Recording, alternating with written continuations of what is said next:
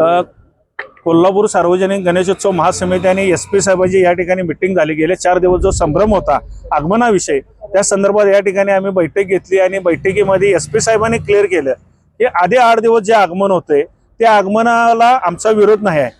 आमचा विरोध आहे तो आधी आगमनामध्ये जो तुम्ही साऊंड लावताय त्या साऊंडला विरोध आहे। कारण कोल्हापूरमध्ये कधी नाही ते खंडपीठ आलेला आहे, वाहतूक व्यवस्थेचा बोजवारा उडतो, या ठिकाणी जज राहायला आहेत आणि एवढ्या सगळ्याचं नियोजन होऊ शकत नाही। कारण साऊंड लावला की त्या ठिकाणी मंडळाचे कार्यकर्ते नसतात, जागेवरून 2-3 तास हलत नाही आणि तेवढी वाहतूक आम्हाला नियोजन करता येत नाही।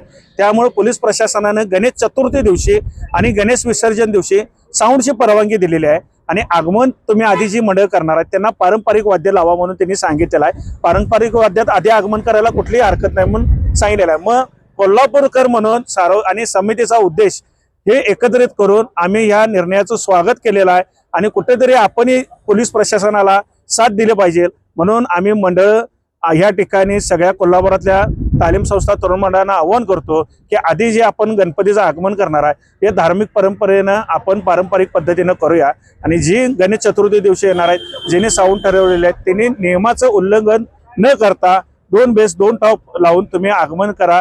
विसर्जन दिवशी त्यांनी या ठिकाणी आम्हाला परवानगी दिलेली आहे। मग पोलीस एवढं सहकार्य करत असतील तर आम्हीही 2 पावलं मागे येऊन पोलीस प्रशासनाला सहकार्य करायला तयार आहोत।